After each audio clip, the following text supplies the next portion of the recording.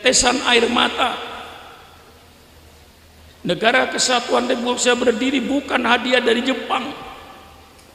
Maka pada pemimpin-pemimpin bangsa yang ada sekarang ini saya ingatkan, dari ketua RT-nya sampai presidennya saya ingatkan, Anda harus ingat bahwa NKRI itu berdiri di atas aliran darah bangsa Indonesia.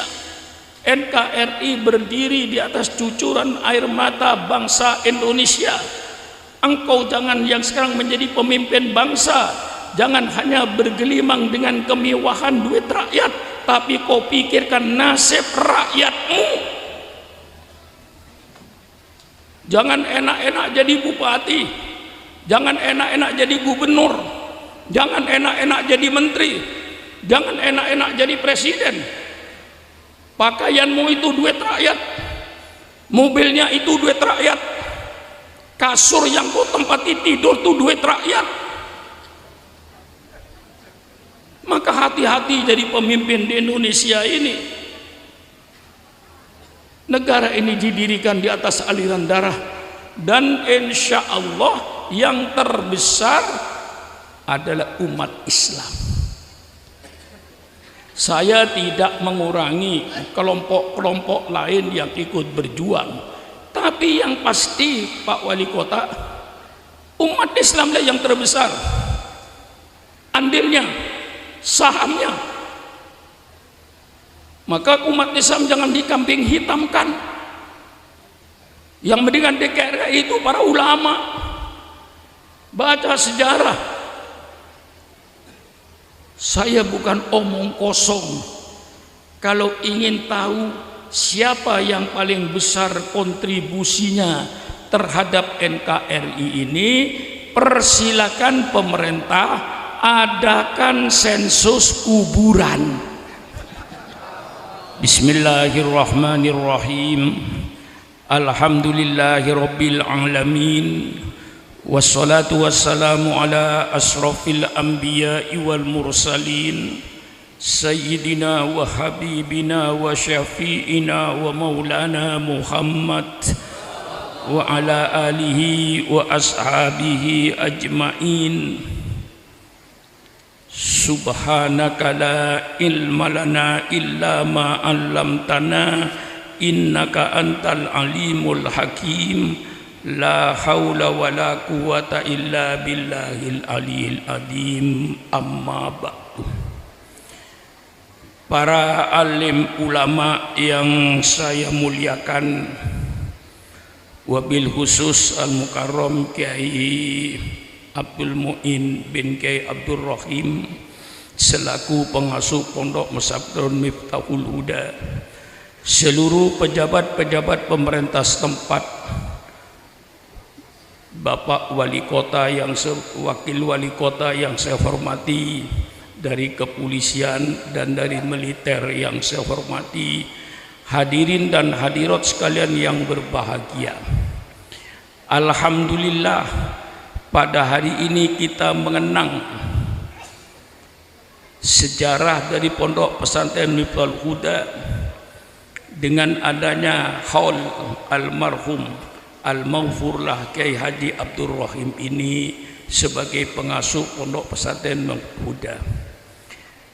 Para ulama ini biasanya yang diperingati itu meninggalnya.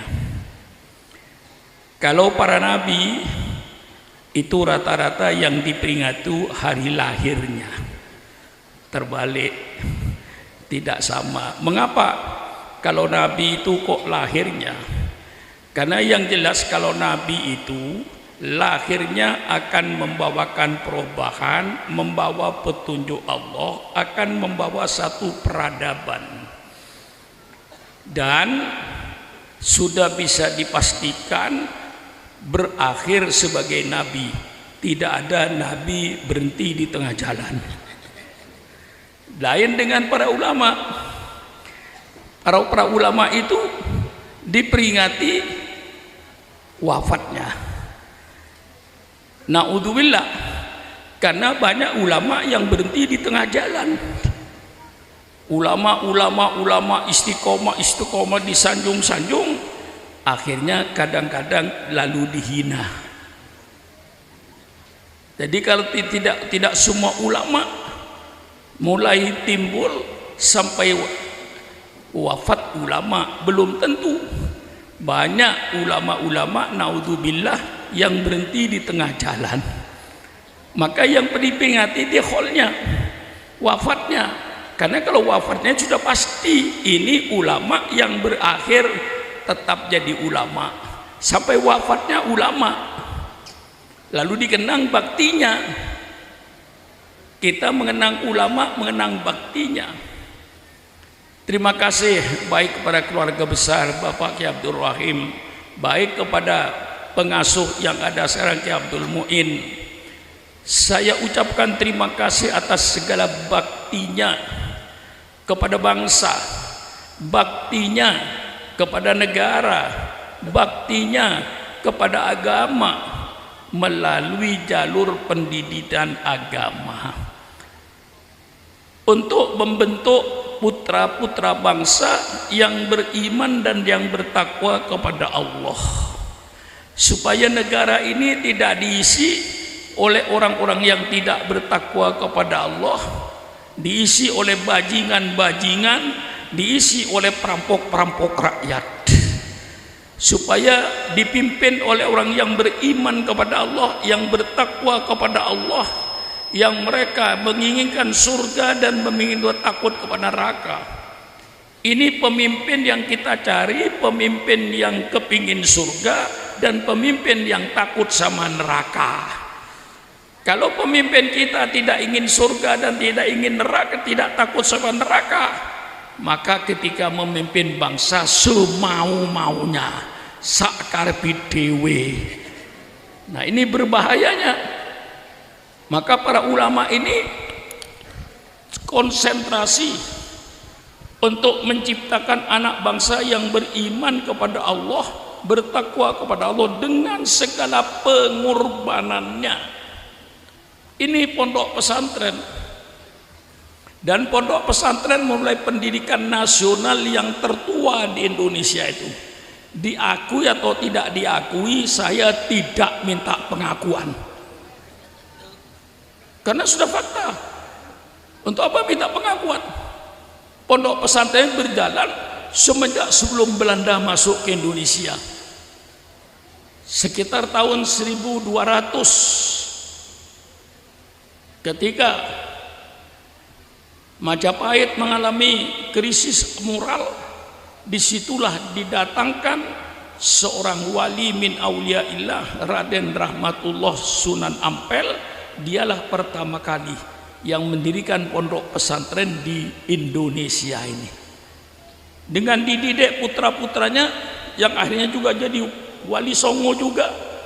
Alhamdulillah, karena keikhlasan daripada yang mendidik, dengan segala pengorbanan dan pengorbanan.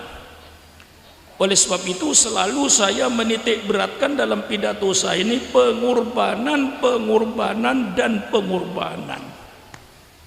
Karena tidak ada satu cita-cita, tidak ada satu kemauan yang akan berhasil tanpa adanya pengorbanan. Ini intinya. Ya, dalam Islam supaya ada hari raya kurban. Nah, itu menunjukkan bahwa pengorbanan. Negara Kesatuan Republik Indonesia berdiri bukan hadiah dari Belanda. Indonesia ini berdiri karena ada tetesan darah umat Islam, tetesan air mata. Negara Kesatuan Republik Indonesia berdiri bukan hadiah dari Jepang. Maka pada pemimpin-pemimpin bangsa yang ada sekarang ini saya ingatkan, dari ketua RT-nya sampai presidennya saya ingatkan, Anda harus ingat bahwa NKRI itu berdiri di atas aliran darah bangsa Indonesia. NKRI berdiri di atas cucuran air mata bangsa Indonesia. Engkau jangan yang sekarang menjadi pemimpin bangsa, jangan hanya bergelimang dengan kemewahan duit rakyat, tapi kau pikirkan nasib rakyatmu. Jangan enak-enak jadi bupati, jangan enak-enak jadi gubernur, jangan enak-enak jadi menteri, jangan enak-enak jadi presiden. Pakaianmu itu duit rakyat, mobilnya itu duit rakyat, kasur yang kau tempati tidur itu duit rakyat. Maka hati-hati jadi pemimpin di Indonesia ini. Negara ini didirikan di atas aliran darah, dan insya Allah yang terbesar adalah umat Islam. Saya tidak mengurangi kelompok-kelompok lain yang ikut berjuang, tapi yang pasti Pak Wali Kota, umat Islam lah yang terbesar andilnya, sahamnya. Maka umat Islam jangan dikambing hitamkan. Yang mendingan DKRI itu para ulama. Baca sejarah. Saya bukan omong kosong. Kalau ingin tahu siapa yang paling besar kontribusinya terhadap NKRI ini, persilakan pemerintah adakan sensus kuburan. Tapi yang saya maksud Kiai Abdul Muin bukan kuburan umum. Alhamdulillah, setiap kabupaten mesti ada taman pahlawannya. Ciamis ada taman pahlawan, Bandung ada taman pahlawan, Cianjur taman pahlawan, Tegal, Pekalongan sampai Jawa Timur ada taman pahlawan. Tolong pemerintah adakan sensus kuburan taman pahlawan. Masuk ke taman pahlawan itu, tanya nama siapa, agama apa, nama siapa, agama apa, nama siapa, agama apa, nama siapa, agama apa. Saya yakin Pak Wali Kota 99% darahnya umat Islam untuk NKRI.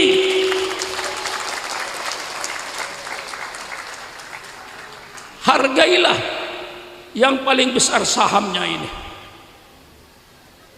dengan tidak mengurangi kelompok-kelompok lain, tapi yang pasti adalah umat Islam terbesar sahamnya. Malah kalau seandainya ulama waktu itu tidak toleransi, NKRI tidak ada. Saya baca sejarah, ya untung Pak Wali Kota masih ada orang tua seperti saya ini, ya mungkin di majelis ini saya yang paling tua, Bu. Ya, umur saya tahu, Bu, sudah umur 85 tahun Masehi. Kalau tahu bulan Hijriah, umur saya sudah 87 lebih. Umur saya ini. Baca sejarah. Ketika Bung Karno mau memproklamirkan kemerdekaan ini, Bung Karno membentuk tim sebanyak 60 orang untuk mencari formatnya negara ini. 60 orang itu berminggu-minggu, berbulan-bulan gagal. Ya istilah sekarang deadlock. Akhirnya Belanda membuat 9 orang, termasuk Bung Karno, Bung Hatta, dari kaum Kristen diwakili Amar Amis, termasuk Kahar Mudakir, termasuk juga Pak Yamin, termasuk juga Pak Wahid Hasyim. 9 orang ini menggodok bagaimana bentuk negara ini, formatnya. Terjadilah persetujuan negara Republik Indonesia berdasarkan ketuhanan dengan kewajiban menjalankan syariat Islam bagi pemeluknya. Ini yang disebut Piagam Jakarta, yang sekarang sudah banyak yang tidak tahu Piagam Jakarta itu apa. Piagam Jakarta itu bunyinya, negara Republik Indonesia berdasarkan ketuhanan dengan kewajiban menjalankan syarat Islam bagi pemeluknya.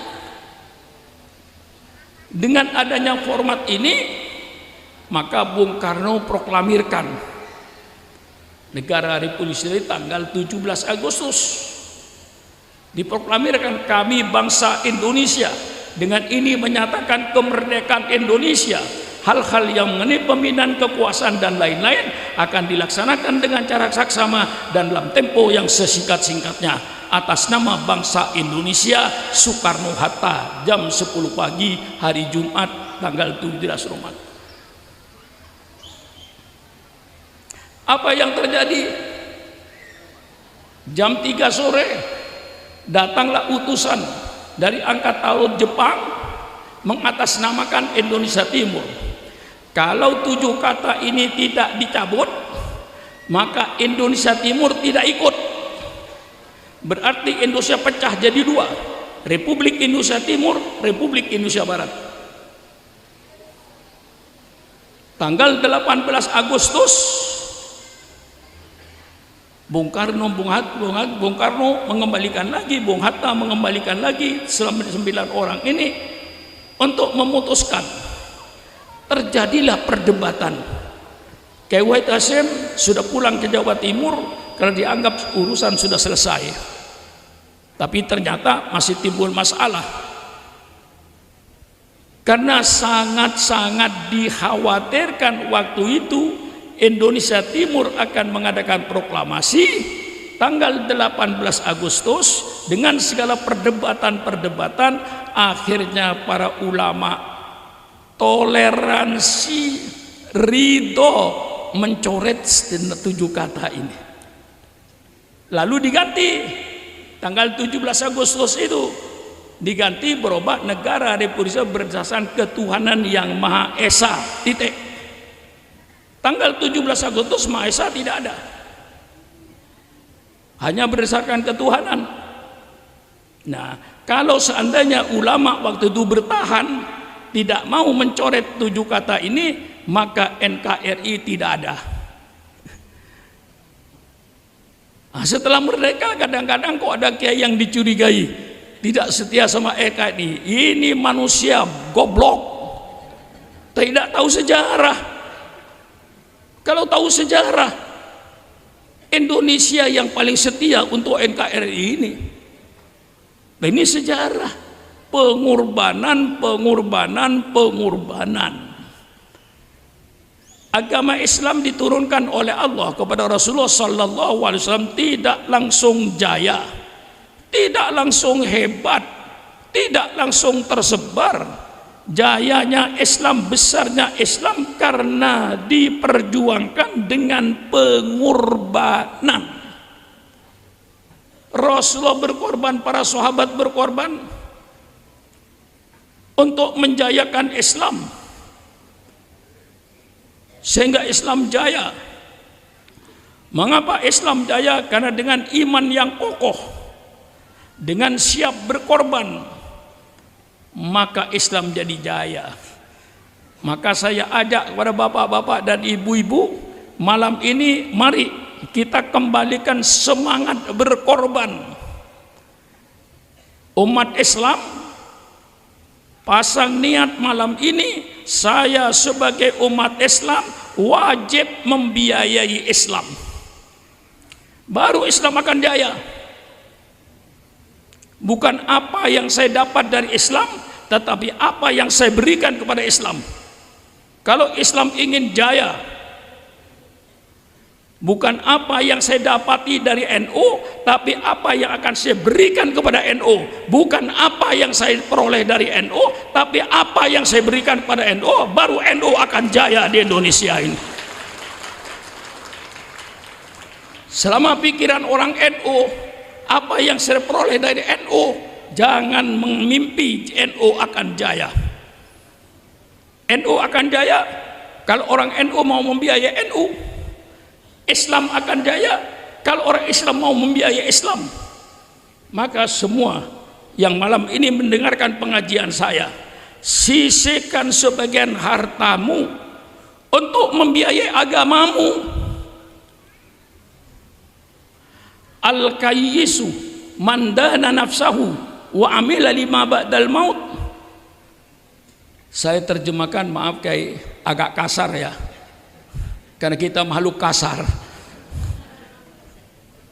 Saya jelaskan secara kasar. Al-Kayisu, orang yang berotak. Siapa kata orang yang berotak? Orang yang menggadaikan diri, menghutangkan dirinya kepada Allah. Wa amila lima badal maut, dan berbuat untuk nanti setelah mati. Itu orang yang berotak. Bukan cuma untuk hidup saja, bukan mobil untuk hidup, rumah untuk hidup. Orang yang berotak, kata Rasulullah, orang yang memikirkan dan berbuat untuk nanti setelah mati. Maka mumpung belum mati, mari kita berbuat untuk setelah mati. Caranya apa? Di antaranya berkorban. Sisihkan sebagian hartanya.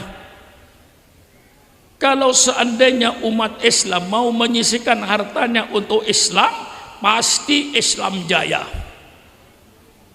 270 juta. Kalau yang Islam saja katakan 150 juta. Dari Islam yang 50 katakan 100 juta. Tiap orang keluar 10.000 satu bulan, berapa duit yang akan terkumpul? Miliar. Maka mulai malam ini saya ajak, mari semua umat Islam berpikir, saya wajib membiayai Islam. Saudara dagang sayur, satu hari dapat keuntungan, katakan keuntungan kecil 100.000, sisihkan 10.000 untuk akhiratmu. Kau jadi petani, panen, katakan 1 ton, 10 kilo untuk agama saya. Kalau semua orang, semua penghasilannya yang jadi pegawai negeri, gaji saya 1 bulan 20 juta, ambil 100.000 untuk agama saya. Tapi rutin, sisihkan sebagian hartanya. Mari saya ajak berpikir malam ini, mari saudara-saudara kita berbuat nanti untuk setelah mati. Karena nanti saudara pasti ada di kuburan sendirian. Keluarga tidak bisa menolong, jabatan tidak bisa menolong, tinggal amal solehnya yang akan membuat Anda tersenyum. Maka ibu-ibu misalnya, tiap belanja, habis belanja saya yakin ada kelebihannya. Habis belanja lebih ada kelebihan 5.000, kumpulkan. 1 minggu 7 hari ada 35.000, titipkan sama suaminya. Pak, ini 10.000 Pak, tolong letakkan di masjid Pak, tromol masjid itu ini 10.000 Pak, untuk agar saya nanti di kuburan tersenyum Pak, saya pasti mati Pak. Inilah 10.000 tiap minggu masukkan ke masjid. Yang 10.000 untuk tahlilan, untuk sholawatan, untuk dikir. Tiap majelis taklim bawa duit 10.000. Bawa duit 5.000. Masjid taklim hidup, majlis zikir hidup, sholawatan hidup, masjid hidup, pesantren hidup. Kalau semua umat Islam mulai malam ini siap untuk membiayai Islam, surga tidak cuma-cuma. Ini selalu saya titip pengorbanan. Ini jiwa pengorbanan sekarang yang hilang. Ingatan pada kuburan sudah hilang. Maaf, apalagi ibu-ibu ya umurnya sudah 55-60 tahun Bu, saya kira sudah nggak usah pakai gelang emas Bu, nggak nambah cantik.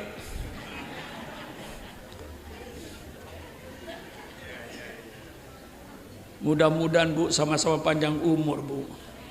Tapi kalau suaminya, kalau ibu meninggal duluan, suaminya masih umur 60 tahun, 55 tahun, kira-kira kawin lagi enggak Pak? Jujur. Kawin lagi apa tidak? Enggak, mati saja kawin lagi kok. Apalagi istrinya meninggal istrinya. Suaminya masih umur 60 tahun. Kawin lagi Bu. Dibuka lemarinya Bu. diambil gelang ibu, dipakaikan sama istri mudanya. Kira-kira ibu di kuburan gigit jari apa tidak? Kira-kira gigit jari apa tidak? Ini penjelasan saya jelas. Coba kasihkan sama pesantren. Ini Kiai, gelang saya untuk membangun pesantren, untuk kebutuhan pesantren. Ibu tersenyum dengan gelang emasnya. Itu namanya, kata Rasulullah, orang yang berotak. Ya, kalau dicerdaskan bahasanya bukan yang berotak begitu, Kiai, orang yang cerdas. Ya, ya cerdas itu berotak namanya. Maka saya terjemahkan yang kasar. Jadi kalau Anda orang yang berotak, bukan memikirkan hidup ini aja. Ya hidup kita pikirkan, tapi jangan berpikiran hidup saja, kita pasti masuk liang kubur. Nah, itu saya yang minta supaya umat Islam ini seluruhnya siap membiayai Islam. Berarti majelis zikir bawa duit, pengajian ibu-ibu yasinan bawa duit, ke pesantren bawa duit. Tidak usah mengambil duitnya yang di bank, Bu. Cukup hariannya aja. Misalnya laki-laki,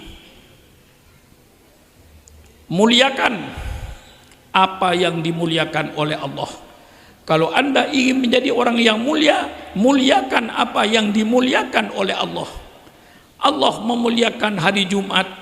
Inna yaumal jum'ati sayyidul ayyam.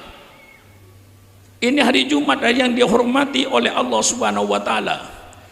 Semua umat Islam di Banjar yang merokok, begitu hari Jumat subuh di Tabu Bedok, ini hari Jumat saya berhenti merokok 1 hari.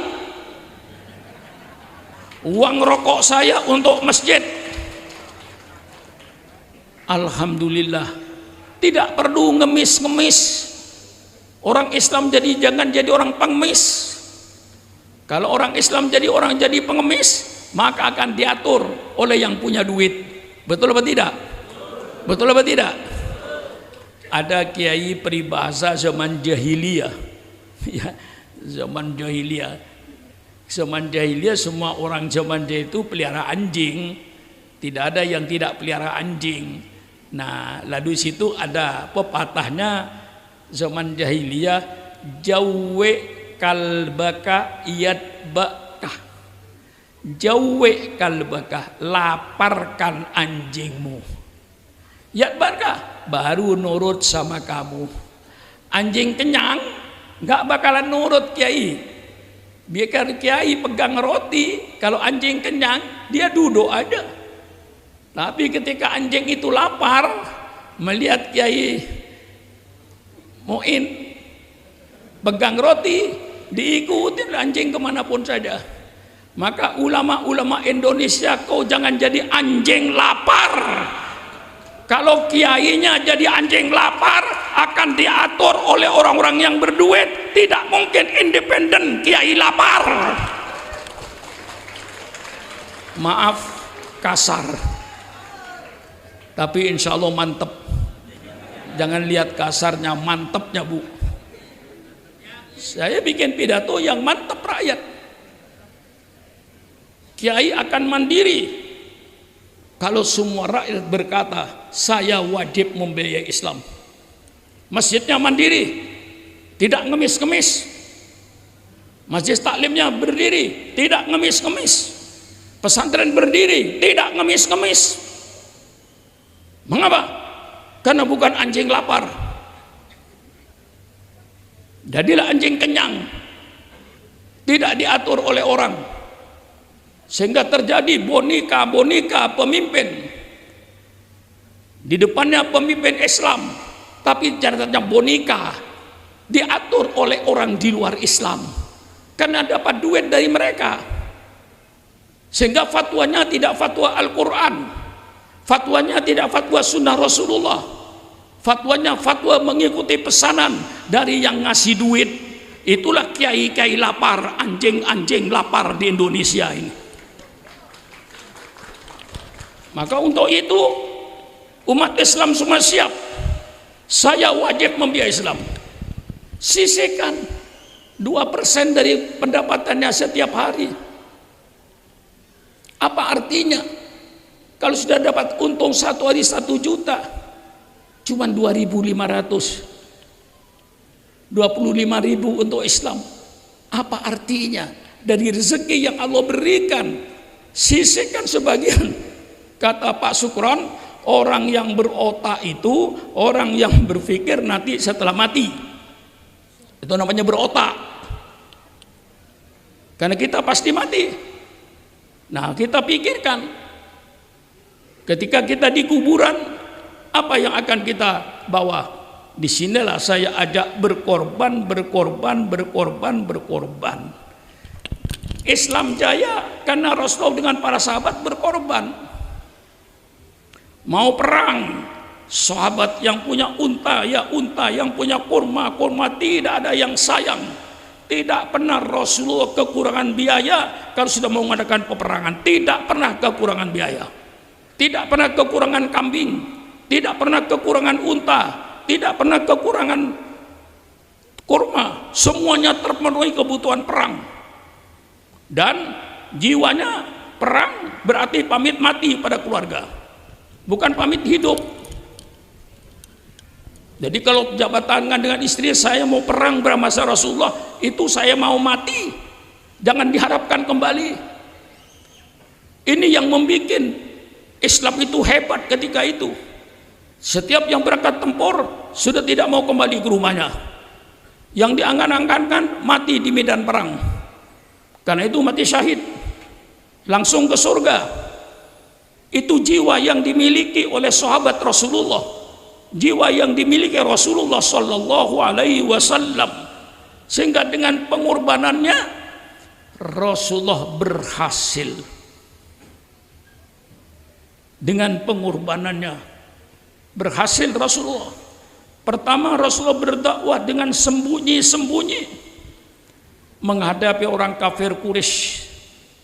Kemudian orang kafir Quraisy dengan taktik politik yang kasar, dia menghadapi Rasulullah dengan segala kekerasan. Sahabat Rasulullah dibunuh, sahabat Rasul disiksa. Sayyidina Bilal radhiyallahu an diikat tangannya, diseret di padang pasir, perutnya dikasih batu supaya mereka kembali pada agama mereka. Tapi ternyata Sayyidina Bilal diseret di padang pasir, di bawah terik matahari, perutnya dikasih batu, tapi dia tetap berkata Ahad, Ahad, Ahad, Ahad, Allah yang Maha Esa. Sahabat Rasulullah dibunuh, tetapi segala macam kekejaman dan kekerasan tidak mampu menghadapi api Islam yang mulai menyala dalam dada para sahabat-sahabatnya. Justru api Islam semakin membesar untuk menerangi kegelapan kota Mekah itu. Karena dengan kekejaman, kekerasan, pembunuhan tidak berhasil, kemudian kaum Quraisy merubah politiknya dengan politik embargo ekonomi. Ditempelkan di tepi di dinding Ka'bah, seluruh umat Islam tidak boleh mengadakan hubungan dagang dengan umat Islam, khususnya di bidang pangan.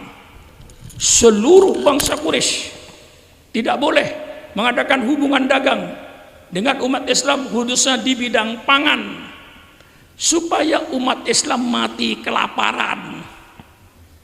Maka ketika bangsa Irak, ketika bangsa Libya diembargo ekonomi oleh Amerika Serikat, saya katakan, hai bangsa Irak, hai bangsa Libya, bukan kalian yang pertama kali merasakan embargo ekonomi. Nabimu 1400 tahun yang lalu sudah merasakan embargo ekonomi ini. Tapi ternyata politik embargo ekonomi tidak mampu untuk memadamkan Islam. Justru api Islam semakin membesar untuk menerangi kegelapan-kegelapan kota Mekah. Akhirnya dirubah lagi politiknya. Rasulullah itu seorang tokoh yang kenyang dengan politik. Rasulullah tokoh yang kenyang dengan politik, menghadapi politik kekerasan, menghadapi politik embargo ekonomi, dihadapi Rasulullah semuanya. Kemudian dirubah lagi politiknya dengan politik damai. Didatangi pamannya Abu Thalib, "Hai Abu Thalib, engkau kan pamannya Muhammad. Coba tanya sama ponakanmu itu maunya apa? Kalau ponakanmu ini ingin jadi raja, kami bangsa Arab siap mengangkat Muhammad jadi raja dengan syarat berhenti jadi nabi, berhenti berdakwah." Abu Thalib tanya sama ponakanmu tuh maunya apa? Kalau ponakanmu ingin kaya, kami penduduk Mekah siap menyerahkan kekayaan kami kepada Muhammad sehingga Muhammad menjadi orang yang terkaya di kota Mekah ini dengan syarat berhenti jadi nabi, berhenti berdakwah. Abu Thalib tanya sama ponakanmu maunya apa? Kalau dia ingin kawin dengan gadis-gadis di kota Mekah ini, kami siap mengumpulkan anak perawan di kota Mekah ini. Persilakan ponakanmu kawin 1, 2, 3, 4, 5, 6, 7, 8, 9 dengan syarat berhenti jadi nabi. Kira-kira kiai kalau ditawarkan sama kiai sekarang kira-kira bagaimana ya? Kira-kira ditawarkan harta, wanita, tahta. Ini politik yang dihadapi Rasulullah. Maka Rasulullah matang politiknya itu. Segala macam politik daripada orang-orang kafir Quraisy, Rasulullah atasi semuanya. Ternyata Rasulullah tidak mau menolak, Bu. Maka kiai, kalau ingin kiai berhenti jadi kiai itu gampang, kiai. Kasih jabatan kedudukan yang sibuk. Jangan anggota dewan wali kota ya nggak terlalu sibuk itu. Kalau ingin syukron makmun berhenti jadi kiai gampang. Angkat syukron makmun jadi menteri luar negeri, baru berhenti jadi kiai. Ada 300 negara, Bu, lebih. Kalau satu negara saya keliling 3 hari aja. Diundang Kiai Abdul Mu'in. Oh Pak Suro nggak bisa. Apa? Ada di Jerman. Diundang lagi, ada di Tokyo. Diundang lagi, ada di Amerika. Menteri luar negeri. Jadi kalau ingin kiai berhenti jadi kiai, gampang. Kasih jabatan yang sibuk. Sudah berhenti jadi kiai. Dan tidak sedikit kiai yang seperti itu. Maka itu kalau kiai hol, ya, karena sampai akhir husnul khotimah. Kalau Nabi sudah pasti husnul khotimah, maka kelahirannya yang kita ingat karena membawa peradaban yang hebat. Nah, kalau kiai diholin karena husnul khotimah, ingatin jasanya. Ini mengapa kalau kiai hol, kalau Nabi kok hari kelahirannya. Saya jelaskan. Dengan segala macam cara politik dia hadapi gagal. Akhirnya di dalam tafsir Tobari, orang kafir Quraisy mengadakan musyawarah yang dihadiri oleh iblis dari Najd yang berpakaian bagus. Orang Mekah tidak kenal, dari mana Anda? Saya dari Najd. Mendengar Anda mau menekan musyawarah, saya mau hadir, ingin menyumbang pikiran. Dijelaskan oleh Abu Jahal dengan kekerasan, dengan kekejaman, dengan pembunuhan, gagal. Embargo ekonomi, gagal. Ditawarkan harta, wanita, tahta, gagal. Ini Nabi Muhammad kenyang dengan politik. Kenyang Nabi Muhammad dengan politik. Matang politiknya. Kemudian kata Abu Jahal, kalau begitu tangkap saja Muhammad, masukkan penjara. Kalau Muhammad masuk desa, keluar desa, masuk kampung, keluar kampung, Muhammad itu ucapannya manis, gampang diterima oleh pengikutnya. Tangkap saja Muhammad, masukkan penjara. Iblis angkat tangan, sia-sia kau menangkap Muhammad. Muhammad itu bangsa Quraisy, bangsa yang terhormat di negeri Mekah ini. Maka mesti sukunya akan menjaga kehormatan keluarganya. Masa keluarganya orang terhormat dimasukkan penjara, maka nanti pasti akan dibela oleh keluarganya. Dan kalau keluarganya sudah membela bangsa Quraisy, kita tidak bisa berbuat apa-apa. Sia-sia kau menangkap Muhammad. Karena ditangkap sia-sia, Abu Jahal berkata, kalau begitu usir saja Muhammad ke luar negeri, supaya tidak ada di negeri Mekah. Iblis berkata, oh ini usul sangat-sangat berbahaya. Kalau Muhammad diusir ke luar negeri, nanti di luar negeri Muhammad itu berdakwah, pengikutnya banyak, pasti nanti negara kami akan diserang dari luar negeri. Bahaya ini usul. Di penjara tidak ada gunanya, diusir ke luar negeri malah berbahaya. Diputuskan oleh Abu Jahal, bunuh saja Muhammad ini. Iblis berkata, ini keputusan yang benar. Ini yang dihadapi Rasulullah selama hidupnya, saudara. Apa yang dihadapi Sukron Makmun?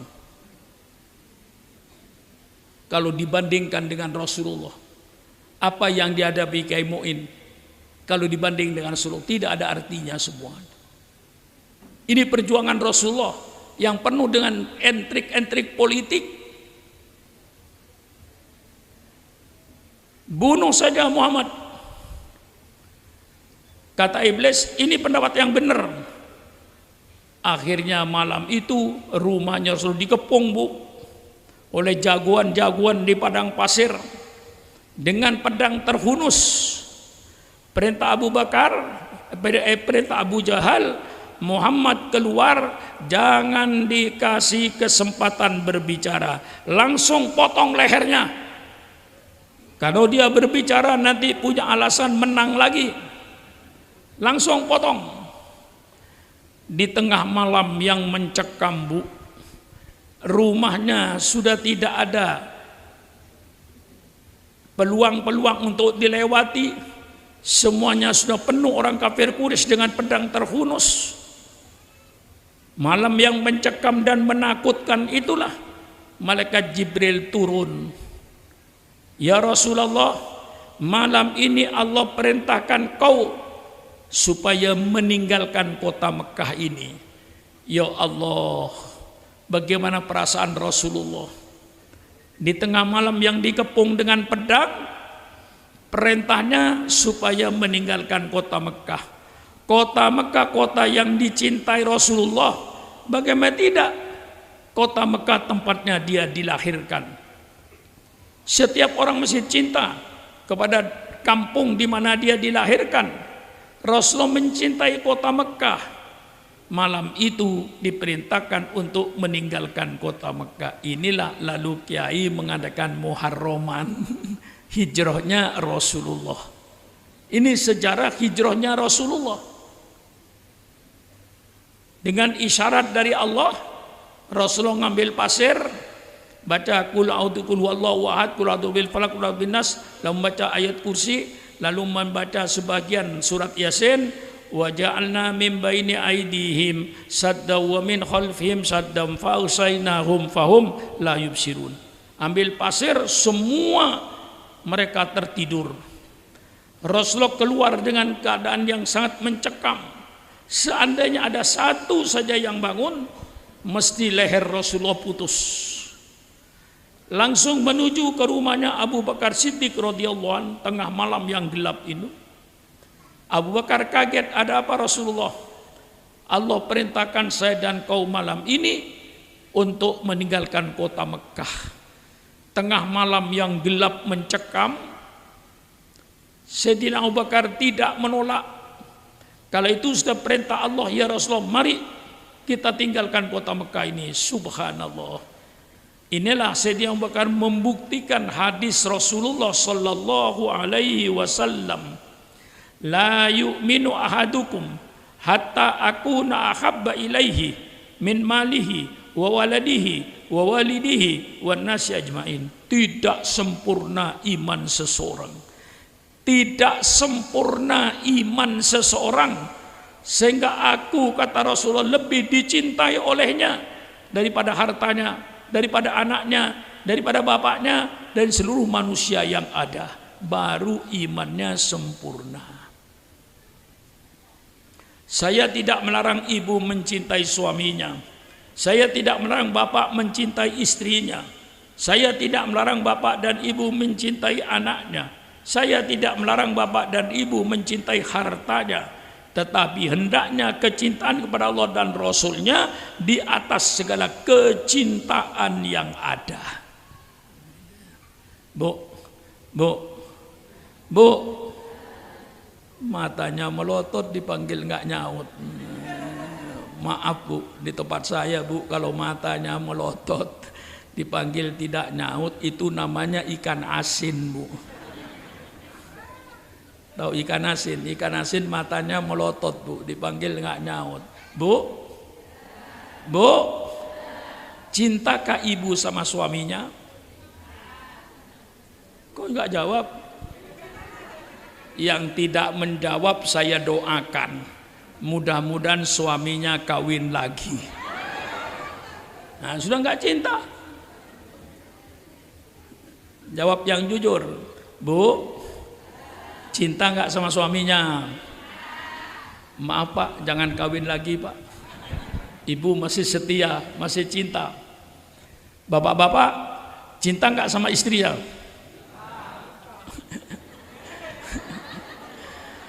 Bu, ini rahasia bu ya. Yang tidak menjawab itu bu, dan yang setengah-setengah jawabannya itu dia sudah mempunyai persiapan di luar rumah bu. Nah, itu urusan saudara, bukan urusan saya. Yang penting dalam hadis, cintai Rasulullah di atas segala kecintaan. Cinta sama istri, cinta sama anak, cinta sama harta, tapi cintanya Rasulullah di atas segala kecintaan yang ada. Baru itu imannya sempurna. Abu Bakar membuktikan, dia tidak mikirkan hartanya, tidak mikirkan rumahnya, tidak mikirkan anaknya. Malam gelap gulita dia keluar bersama Rasulullah menuju Jabal Thur. Di Jabal Thur inilah Rasulullah istirahat karena sudah berjalan kurang lebih 5 km jalan kaki, istirahat. Paginya Abu Jahal datang ke rumahnya Rasulullah, langsung bertanya, mana kepalanya Muhammad? Mereka menjawab, Muhammad belum keluar. Didobrak pintunya, ternyata Nabi Muhammad tidak ada, yang ada Sayyidina Ali karramallahu wajhah. Kemana Muhammad? Saya tidak tahu, saya tidur. Kemudian mengadakan sayembara. Barang siapa yang menemukan Muhammad hidup atau mati, 300 unta. Kalau ukuran Banjar, 300 unta itu sama dengan 900 kerbau. 1 unta sama dengan 3 kerbau harganya. Semuanya berpacu mencari. Ya, di kota Mekah yang penduduknya tidak banyak dan umumnya padang pasir, cepat ketahuan ada 4 kaki. Ini pasti kakinya Abu Bakar, ini pasti kakinya Muhammad. Telusuri. Wa makaru wa makarallah wallahu khairul makirin. Mereka mengadakan tipu muslihat dan Allah menjawab tipuan mereka dengan sebaik-baiknya. Laba-laba disuruh bikin sarang yang rapi, merpati disuruh bertelur. Akhirnya mereka begitu sampai di permukaan gua, semuanya berteriak, tidak ada orang, tidak ada orang, tidak ada orang. Itu lihat sarang laba-laba masih utuh, tidak robek. Itulah Allah memberikan jawaban sehingga mereka kembali. Syekh Abu Bakar berkata, ya Rasulullah, seandainya mereka sampai di lubang gua ini dan melihat ke bawah, pasti melihat kita berdua. Satu-satunya sahabat yang disebut di Quran hanya satu, Abu Bakar Siddiq saja. Tidak ada sahabat yang disebut di Quran. Idhuma fil war, idh qala li sahibihi la tahzan innallaha ma'ana. Tatkala dia berdua berada dalam gua, dia berkata kepada sahabatnya, kau jangan takut, jangan khawatir, Allah bersama kami. Itu situlah Abu Bakar. Setelah 3 hari barulah Rasulullah meneruskan perjalanan ke Madinah, karena yang mencari Rasulullah sudah mulai redup. Dan Rasulullah tidak lewat di jalan yang kita lewati, Bu. Lewat di pegunungan yang turun naik, supaya tidak diketahui oleh orang kafir Quraisy. Istilah orang Betawi, lewat jalan tikus yang tidak dilewatin oleh orang. Coba lihat bagaimana pemberitaan nabimu. Berjalan kaki 436 km di bawah terik matahari ketika hijrah ke Madinah. Ini sejarah terjadinya hijrahnya Rasulullah. Saya ungkap dari akarnya. Sampai di Madinah, diterima oleh penduduk Madinah dengan bacaan Tola al-Badru alaina min thaniyatil wada, disambut dengan gegap gempita. Dan disitulah Rasulullah lalu mendirikan Masjid Quba. Kemudian Rasulullah berdiam di kota Madinah. Dengan berjalannya waktu, Rasulullah tetap menjalankan tugasnya. Huwallazi arsala rasulahu bil huda wa dinil haq liyudhhirahu 'alad dini kullih. Dialah Allah yang mengutus utusannya bil huda dengan petunjuk, wa dinil haq dan agama yang benar, liyudhhirahu agar petunjuk Allah diperlihatkan, agar agama Allah diperlihatkan kepada bangsanya, kepada penduduk Madinah. Maka kewajiban para ulama, termasuk almarhum Kiai Abdul Rahim, itulah tugasnya, liyudhhirahu alal din, untuk memperlihatkan petunjuk Allah. Ini petunjuk Allah, ini agama Allah. Anda pakai persilakan, Anda tidak mau pakai sudah kami sampaikan. Wa ma alaina illal balaul mubin. Maka di Madinah ini Rasulullah mulai memperlihatkan peradaban Islam. Rasulullah datang membawa peradaban baru, peradaban Al-Quran dan peradaban sunnah Rasulullah.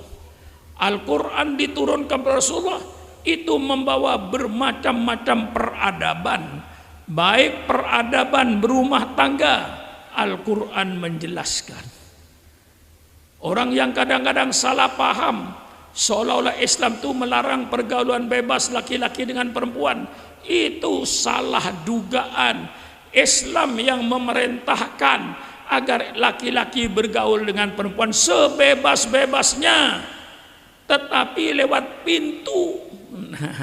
Masuk masjid lewat pintu, masuk rumah lewat pintu, mau nonton sepak bola lewat pintu, mau masuk pergaulan bebas lewat pintunya. Pintunya akdun nikah, Kiai. Setelah akdun nikah, angkahtuka wa zawwajtuka bimahtubatika bimahrika wa kada qabil wa tasyawa bil ma'ruf, sudah lewat pintunya. Persilakan bergaul bebas. Kiai Abdul Muin pasti hasil pergaulan bebas. Sukron Makmun termasuk hasil pergaulan bebas. Bapak polisi hasil pergaulan bebas. Kalau ayah dan ibunya tidak bergaul bebas, tidak ada bapak polisi itu. Semua ini hasil pergaulan bebas. Siapa bilang Islam melarang? Islam ngasih pintu supaya tidak kayak binatang. Kalau tidak pakai pintu ayam, tidak pakai pintu kambing. Ayah bisa kawin dengan anak, anak bisa kawin dengan ibu, ibu bisa kawin dengan kakak. Itu namanya binatang. Nah, inilah sekarang yang sedang dirintis di Indonesia dengan faham liberalisme. Faham liberalisme itu faham, Bu, menurut pendirinya, menurut seorang tokoh daripada liberalisme bernama Humphrey Cox. Dalam bukunya dia menyatakan liberalisme itu tujuannya untuk membebaskan manusia dari asuhan agama. Berarti liberalisme yang tidak diatur dengan agama, liberalisme yang lepas dari Pancasila, liberalisme yang lepas dari Undang-Undang 45, itu adalah pembinatangan bangsa Indonesia yang sedang diproses sekarang ini.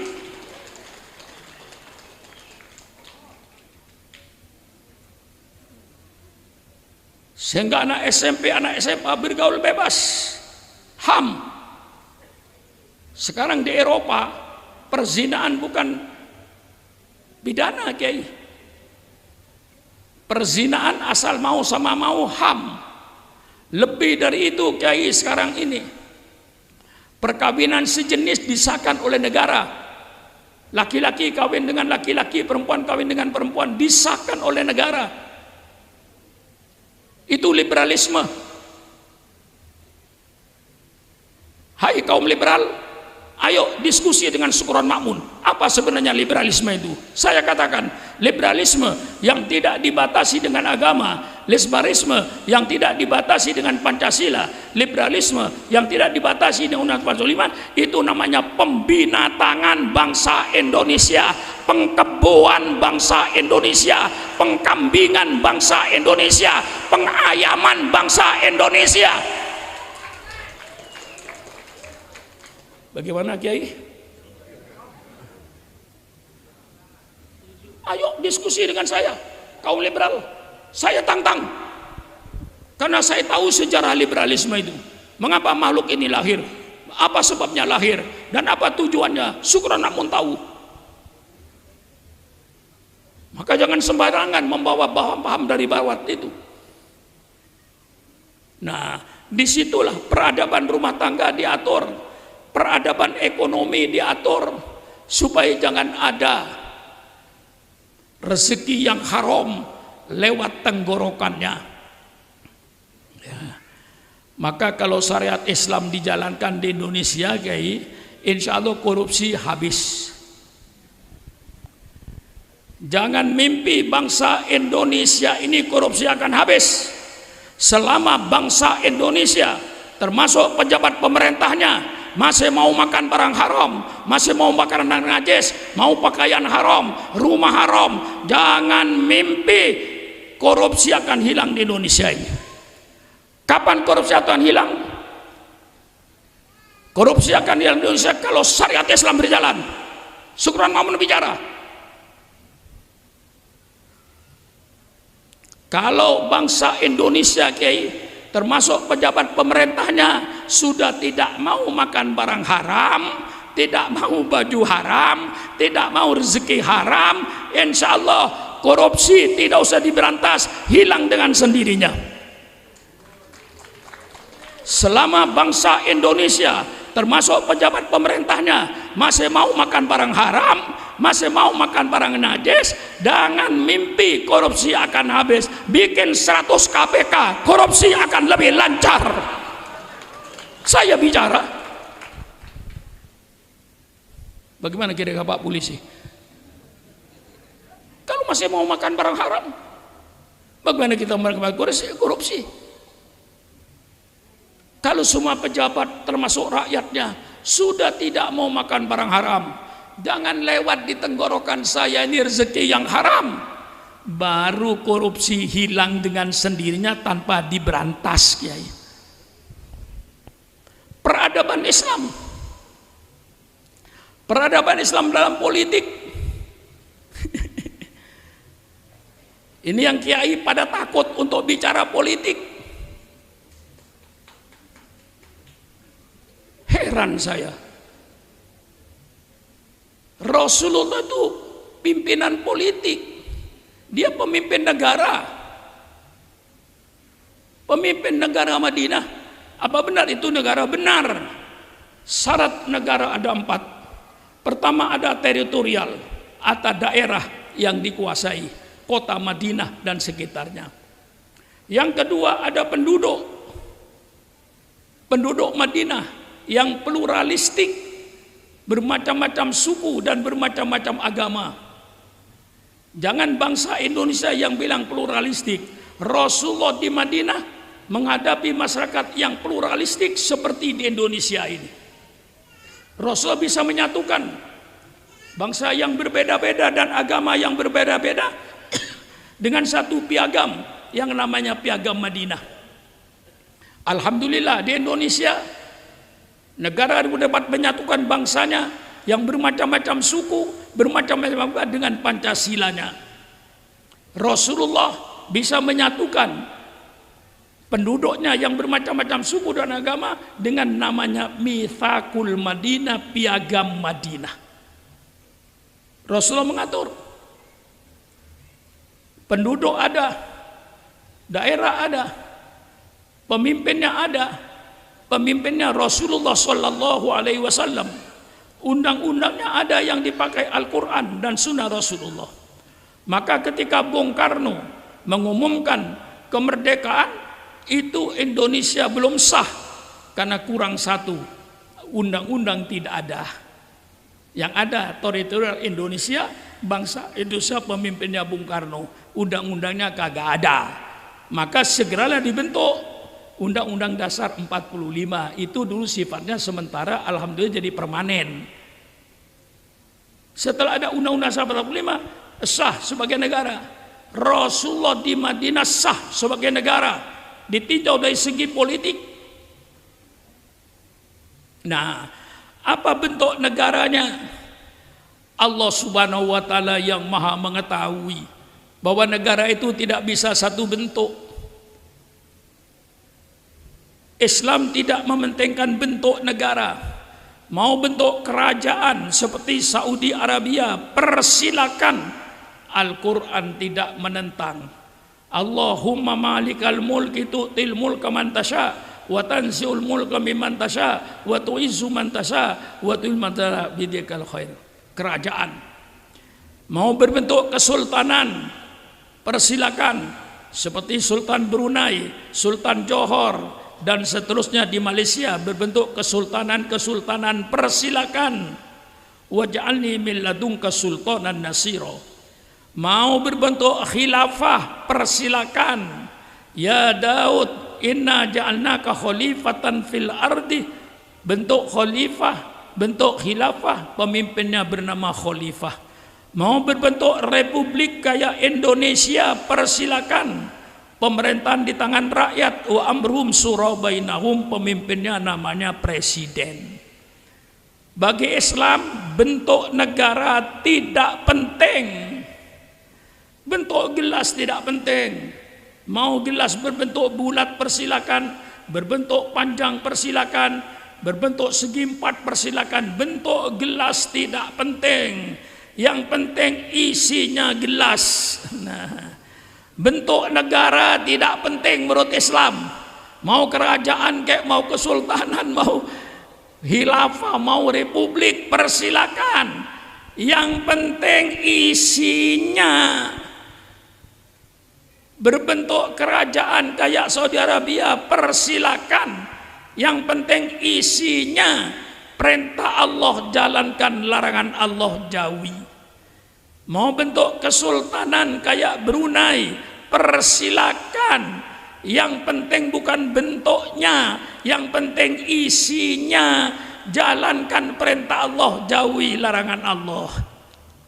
Mau berbentuk khilafah seperti zaman Khulafaur Rasyidin, persilakan. Yang penting jalankan perintah Allah, jauhi larangan Allah. Mau berbentuk republik seperti Indonesia, tidak melanggar Al-Quran, persilakan. Yang penting apa? Isinya. Jalankan perintah Allah, jauhi larangan Allah, apapun bentuk negaramu. Bagaimana? Jelas? Jelas? Kiai takut bicara politik. Sampaikan politik ini kepada bangsa Indonesia. Lalu nanti carikan politik yang lebih bagus daripada Islam. Saya tantang, tolong carikan sifat pemimpin dalam Islam: sidik, amanah, tabligh, fatona. Cari pemimpin yang sidik, pemimpin yang jujur. Jangan pemimpin yang suka bohong dan membohongi rakyat. Cari pemimpin yang jujur. Ini perintah Allah. Apa ada hukum tata negara di dunia yang lebih bagus dari Islam? Tolong carikan. Ini Islam. Ini Islam. Mau dipakai persilakan, tidak dipakai juga gak apa-apa. Saya cuma kewajiban menyampaikan. Tidak ada hak saya memaksa untuk memakai peradaban Islam. Tidak ada hak saya untuk memaksa. La ikraha fiddin. Yang penting saya sampaikan, ini tata negara Islam. Pemimpin sidik, pemimpin yang jujur. Subhanallah, kapan Indonesia punya pemimpin yang jujur? Bukan pembohong, bukan koruptor. Cari pemimpin yang amanah, yang tidak berkhianat. Subhanallah, subhanallah. Hai pemimpin-pemimpin bangsa, Allah memberikan kekayaan alam yang disebut sumber daya manusia. Ini sumber daya manusia untuk bangsa Indonesia. Hai pemimpin-pemimpin bangsa, engkau jangan berkhianat. Kekayaan alam Indonesia tidak dinikmati oleh bangsa Indonesia, bahkan dijual kepada bangsa-bangsa asing. Bangsa asinglah yang banyak menikmati kekayaan Indonesia ini. Pemimpin yang jujur, kekayaan alam ini untuk bangsa Indonesia. Subhanallah, saya paling ngeri di Irian, Papua, Pak. 2 gunung emas sudah habis dibawa oleh Amerika. Rakyatnya masih telanjang, Kiai. Pendidikannya masih terbelakang, Kiai. Emasnya 2 gunung sudah habis, Kiai. Ini fakta. Masih pakai koteka sebagian, Kiai. Pendidikannya masih tidak seperti kita. Emasnya 2 gunung sudah habis dibongkar oleh Amerika. Yang dulu janjinya itu tembaga, tapi nyata bukan tembaga, Kiai. Emas. Subhanallah. Cari pemimpin yang amanah, yang tidak menjual kekayaan alam ini untuk bangsa asing. Kekayaan alam ini untuk bangsanya sendiri, dinikmati oleh bangsa sendiri, dikelola oleh bangsa sendiri. Inilah pemimpin yang amanah, terpercaya, bukan pemimpin pengkhianat. Ini Islam, Kiai. Cari pemimpin tabligh yang transparan, yang jujur, yang tidak menyimpan kebohongan. Itu namanya tabligh, menyampaikan kebenaran, bukan menyampaikan kebohongan, bukan menyampaikan penipuan. Yang keempat, pemimpin itu fatonah. Cari pemimpin yang cerdas, Kiai. Jangan mencari pemimpin yang pelongo-pelongo. Cari pemimpin yang cerdas. Pemimpin yang tidak cerdas, Kiai, kalau ditanya orang, jawabannya dilempar sama orang lain. Itu menunjukkan pemimpin bodoh, Kiai. Contoh yang kecil, Pak Wali Kota Sukron Makmun. Saya pemimpin pondok pesantren Darul Rahman. Kalau ditanya, Pak Kiai, kurikulum apa yang dipakai? Oh, Darul Rahman ini mempergunakan 2 kurikulum. Kurikulum Pondok Modern Gontor Ponorogo dan kurikulum Salafiyah Pondok Salafiyah Pesantren Sidogiri Pasuruan, karena saya mengalami 2 pondok ini. Saya jawab, saya pimpinan. Kalau ada orang tanya sama saya, Pak Kiai, bagaimana kurikulum Darul Rahman? Jangan tanya saya, tanya sama kepala sekolah. Itu berarti syukuran makmun goblok. Pemimpin harus menjawab dong. Jangan diserahkan sama orang lain. Orang lain itu bukan pemimpin. Bagaimana Kiai, bagaimana Pak Suron soal dapur? Saya jawab, Kiai, soal dapur di Darul Rahman ini saya atur, yang penting santri tiap hari harus ada sayuran. Apa sayur bening, apa sayur asem, apa sayur lodeh. Santri tempe tahu, tapi 1 minggu makan telur, 1 minggu makan daging. Harus ada. Ini dapurnya Darul Rahman Jakarta. Saya jawab karena saya pemimpin.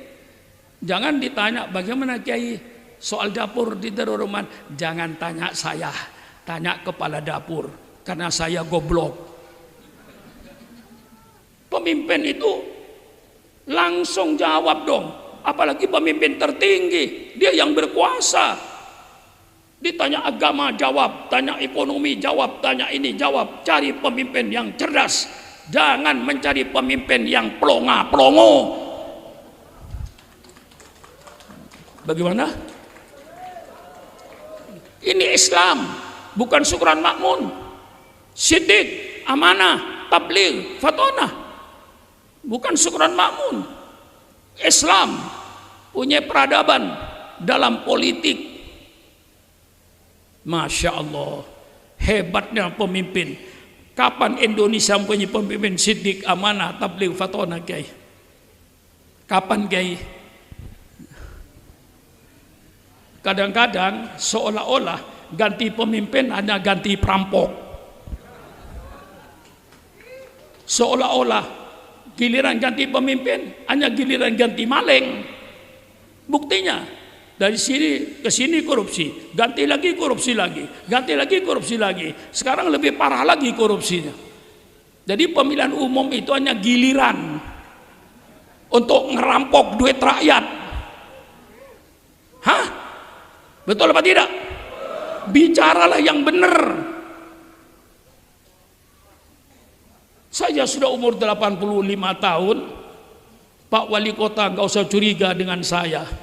Apa saya maunya Pak Suron pidato itu? Gak ada mau saya. Mau jadi gubernur sudah ketuaan. Mau jadi wali kota sudah ketuaan. Mau jadi apa saya ini? Mau jadi DPR ketuaan. Jadi presiden ketuaan. Umur sudah 87 tahun. Yang ada bagi saya kuburan. Jangan sampai saya meninggal dunia ini, saya meninggalkan kedoliman dan meninggalkan ketidakadilan. Saya masuk liang kubur, saya tinggalkan keadilan. Saya tinggalkan kejujuran. Maka itu saya bicara dengan jujur. Kapan kita punya pemimpin siddiq, amanah, tabligh, fatonah, sebagaimana dibayangkan dalam Islam. Kapan Kiai punya pemimpin begini, Kiai? Hah? Adu dengan tata negara yang lain. Saya tantang, tolong apa ada tata negara yang lebih bagus daripada Islam tentang kriteria pemimpin siddiq, amanah, tabligh, fatonah. Tolong carikan pemimpin yang lebih bagus daripada ini. Insya Allah tidak ada. Hanya Islam yang punya. Pemerintah mau makai persilakan, tidak mau makai persilakan. Yang penting syukuran makmun sudah menyampaikan, inilah liyudhirahu ala dini kullih, untuk saya perlihatkan peradaban Islam ini di tengah-tengah bangsa Indonesia ini. Pemilihan pemimpin subhanallah, maaf, pemilihan langsung tidak sesuai dengan Islam dan tidak sesuai dengan Pancasila.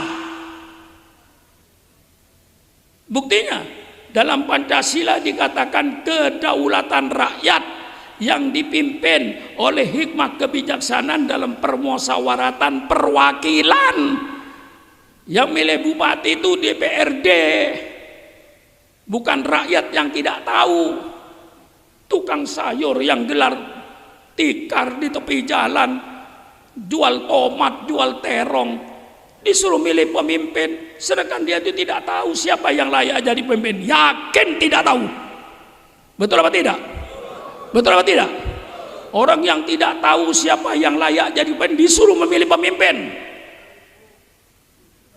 Otaknya tidak waras. Yang milih pemimpin, kata Imam Mawardi, yang milih pemimpin itu orang yang tahu siapa yang layak jadi pemimpin, itu yang milih pemimpin. Insya Allah DPRD yang layak untuk memilih bupati, DPR pusat dan MPR yang layak memilih presiden. Jangan diserahkan kepada rakyat langsung, itu bertentangan dengan Pancasila dan itu bertentangan dengan agama Islam. Pemilihan langsung. Syukron namun sampaikan, saya tidak akan meninggalkan kedoliman sebelum saya masuk liang kubur. Ini saya sampaikan. Persilakan yang mau membantah. Kalaupun syukron namun panggil ke istana, saya datang. Ayo musyawarah. Mana yang terbaik untuk bangsa ini? Saya menginginkan yang terbaik. Pemimpin sidik, amanah, tabligh, fatonah. Jangan milih pemimpin yang pelongo-pelongo. Pemimpin yang tidak ngerti persoalan. Setiap ada pertanyaan dilempar kepada orang lain karena dia tidak bisa menjawab. Mari kita jujur. Dinasti tidak ada dalam Islam.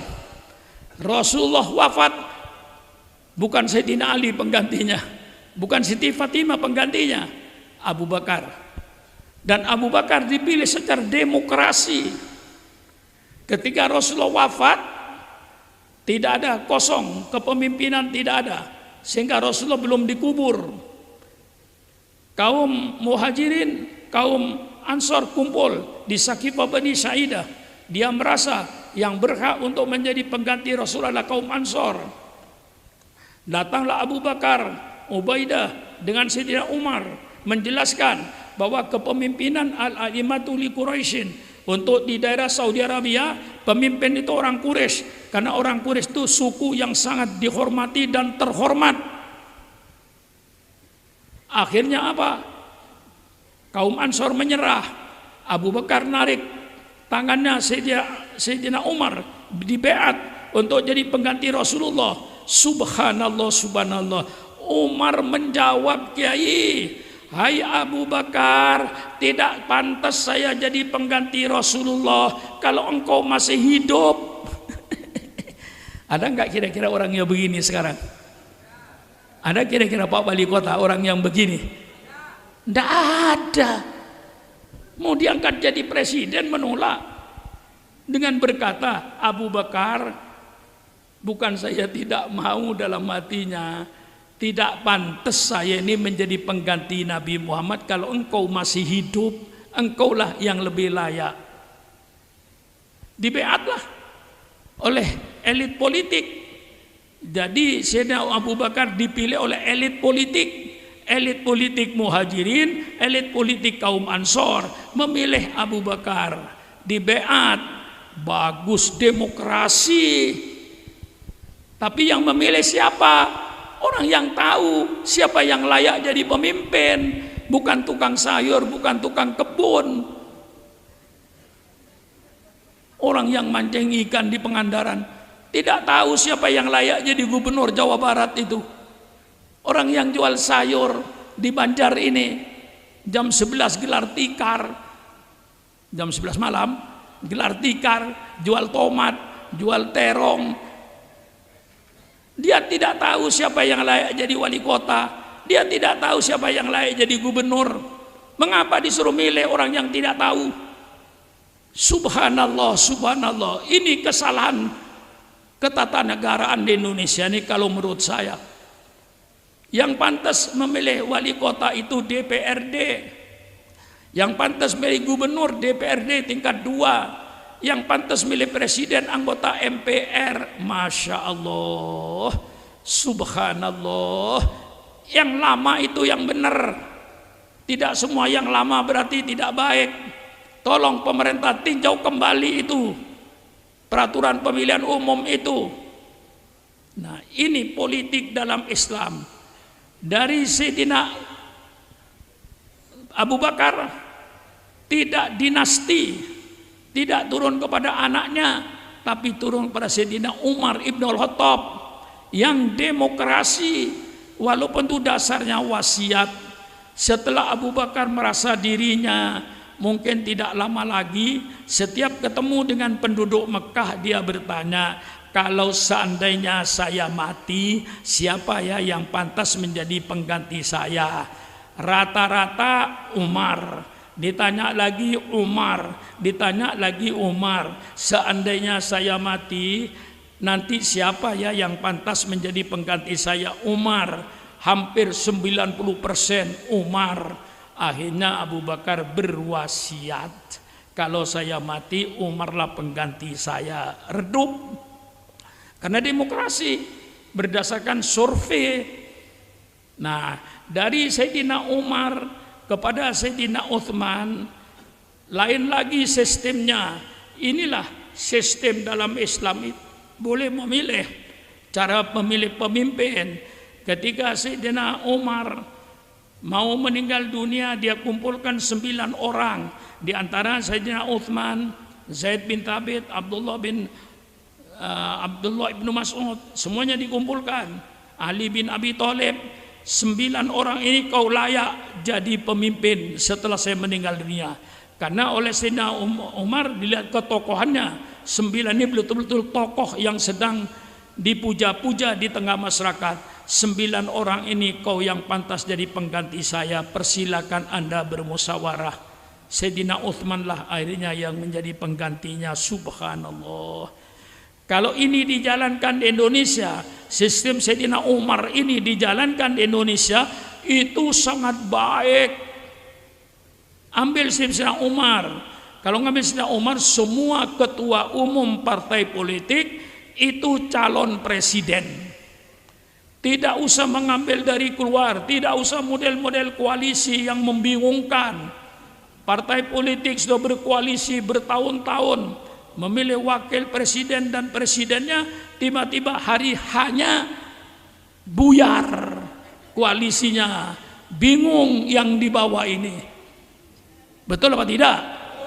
Ini terjadi, yang saya katakan ini bukan omong kosong.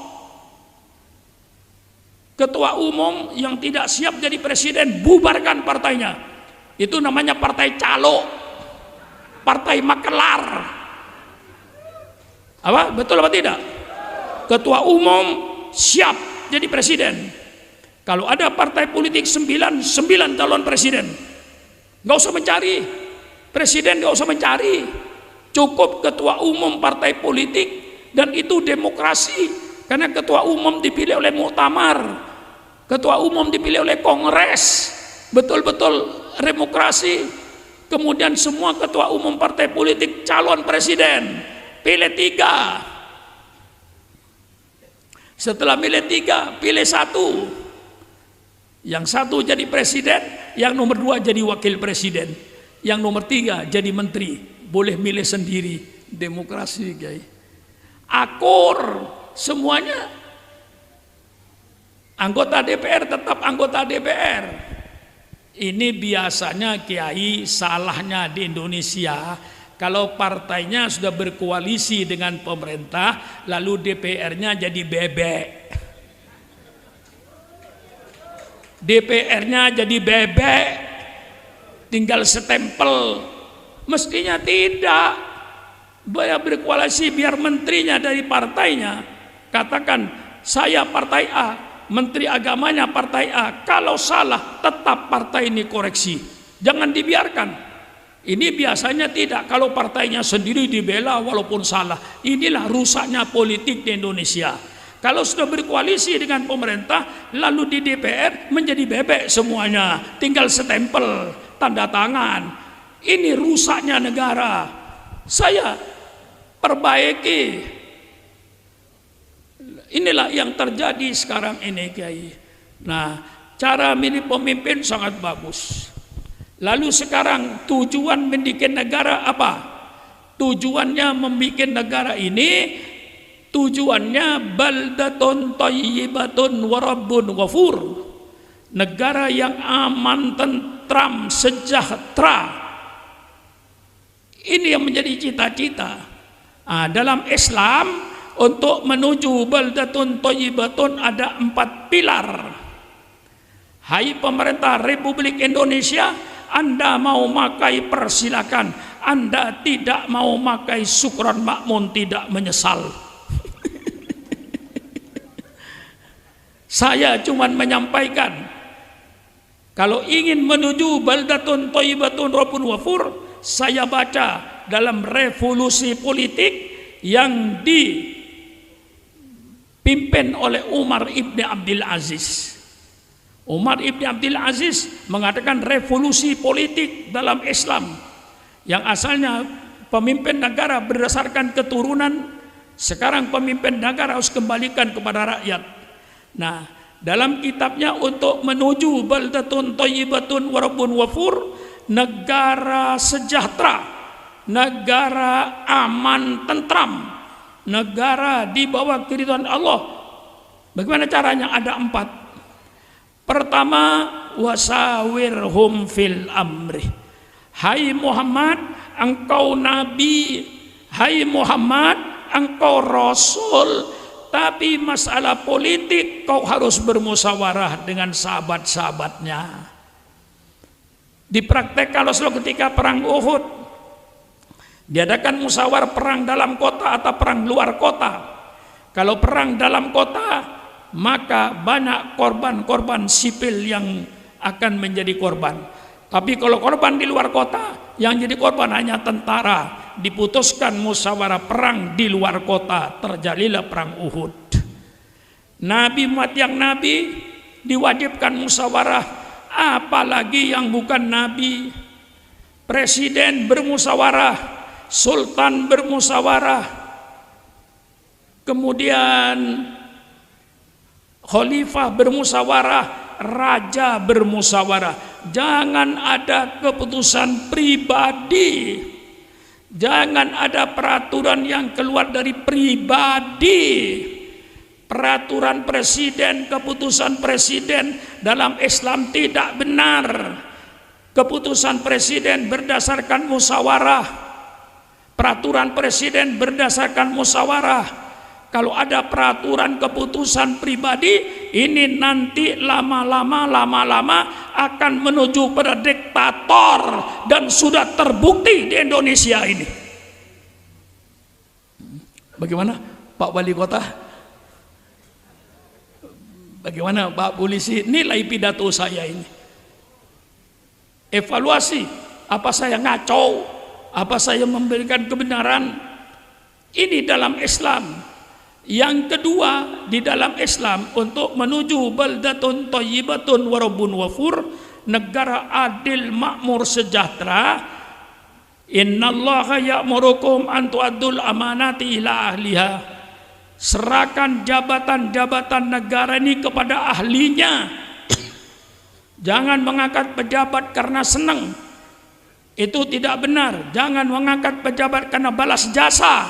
Itu tidak benar. Angkatlah pejabat pemerintah itu yang profesional.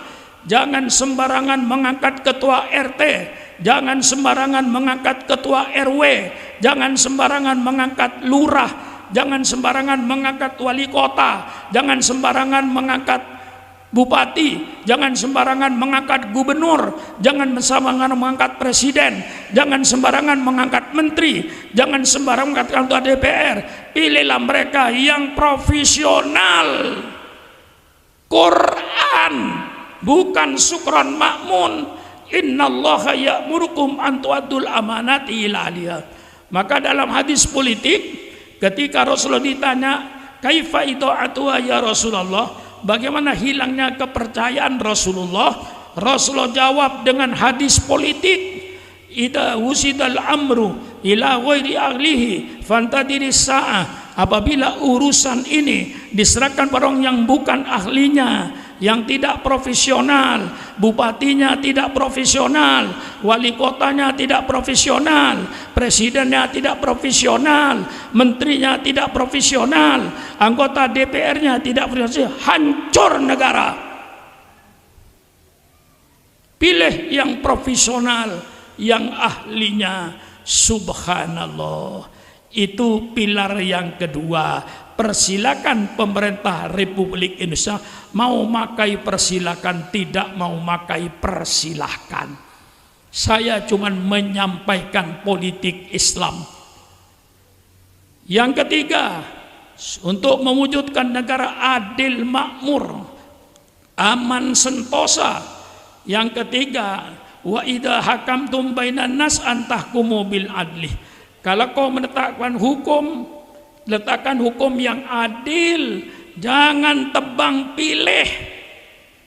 Semua manusia depan hukum itu sama. Rasulullah yang meletakkan manusia di depan hukum sama, bukan profesor-profesor dari Amerika, bukan profesor-profesor dari Eropa, bukan profesor-profesor dari Asia. Rasulullah yang meletakkan manusia di depan hukum sama. Lau anna Fatimah binta Muhammadin sarakot laqatatu yada. Seandainya Fatimah, anak kandung saya yang saya cintai, nyolong, pasti saya potong tangannya. Tidak peduli anak Nabi, depan hukum sama. Subhanallah, indahnya Islam ini, saudara. Dalam rangka apa saya ini? Liyudhirahu ala dini kullih. Saya berkewajiban memperlihatkan, menampakkan peradaban Islam dalam politik ini. Yang terakhir, untuk menuju baldatun thayyibatun wa rabbun ghafur, apa kata Allah? Alladzina immakkannahum fil ardi aqamus shalah wa atuz zakah wa amaru bil ma'ruf wa nahaw anil munkar. Orang-orang yang oleh Allah dikasih tempat, orang-orang yang oleh Allah dikasih kedudukan, orang-orang yang oleh Allah dikasih jabatan, hendaknya dia tegakkan sholat, keluarkan zakat, amar ma'ruf nahi mungkar. Mulai dari ketua RT-nya, ketua RT amar ma'ruf nahi mungkar, ketua RW amar ma'ruf nahi mungkar, lurah kepala desa amar ma'ruf nahi mungkar, camatnya amar ma'ruf nahi mungkar, wali kota dan bupatinya amar ma'ruf nahi mungkar, gubernurnya amar ma'ruf nahi mungkar, presidennya amar ma'ruf nahi mungkar, para menteri amar ma'ruf nahi mungkar, seluruh anggota DPR dari DPRD sampai DPR pusat semuanya amar ma'ruf nahi mungkar. Baru terwujud baldatun thayyibatun wa rabbun ghafur, negara yang adil, makmur, aman, sentosa, kalau semua pejabatnya amar ma'ruf nahi mungkar. Bagaimana akan terwujud negara amar ma'ruf, akan terwujud negara sejahtera, aman, tentram, kalau di antara pejabatnya ikut menjual narkoba? Bagaimana negara akan hidup tentram, aman, makmur kalau di antara pejabatnya membekingin penjudian, membekingin minum-minuman keras, membekingin pelacuran? Hancurlah negara itu. Bagaimana? Bagaimana, Bu? Hah? Jelas ya?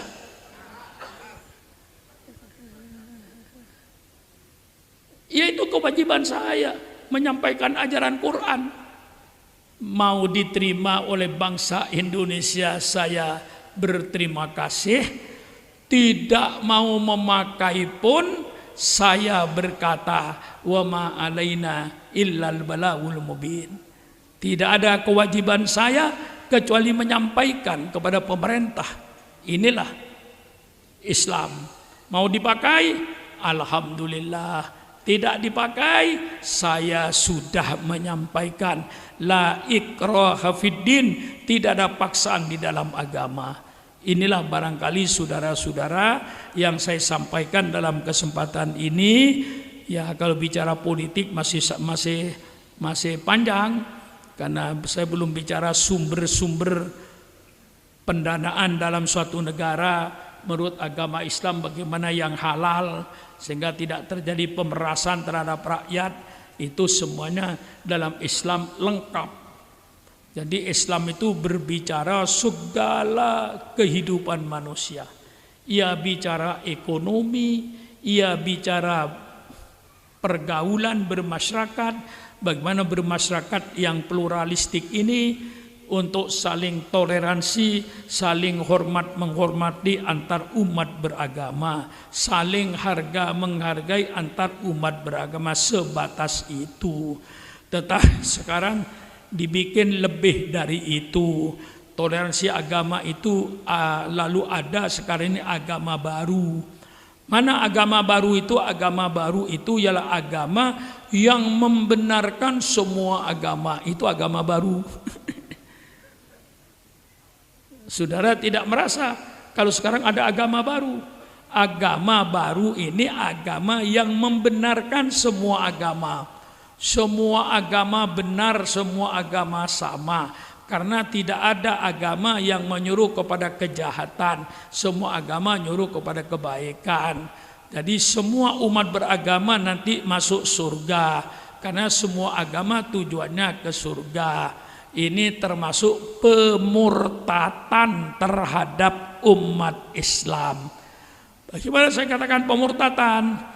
Karena dalam Islam itu yang benar hanya satu agama. Innad dina indallahil Islam. Agama yang diridhoi Allah agama Islam. Tapi Allah juga menyuruh supaya toleransi. Ayatnya jelas. Qul ya ayyuhal kafirun la a'budu ma ta'budun wala antum abiduna ma a'bud wala ana abidum ma abattum wala antum abidun lakum dinukum waliyadin. Hai orang-orang kafir, saya tidak menyembah kepada apa yang kau sembah, dan engkau pun tidak menyembah kepada apa yang saya sembah. Saya pun tidak menyembah kepada apa yang kau sembah, dan engkau pun bukan penyembah kepada apa yang sembah. Agamamu agamamu, agamaku agamaku. Agamamu agamamu, jalankan agamamu. Saya tidak mengganggu agamamu. Agamaku agamaku, kau jangan mengganggu agamaku. Lo gua, lo jangan menggoda gua jangan menjaga lo. Bagaimana? Jelaskan toleransi itu. Kalau dikatakan semua agama sama, Bu, semua agama apapun masuk surga, pemurtatan.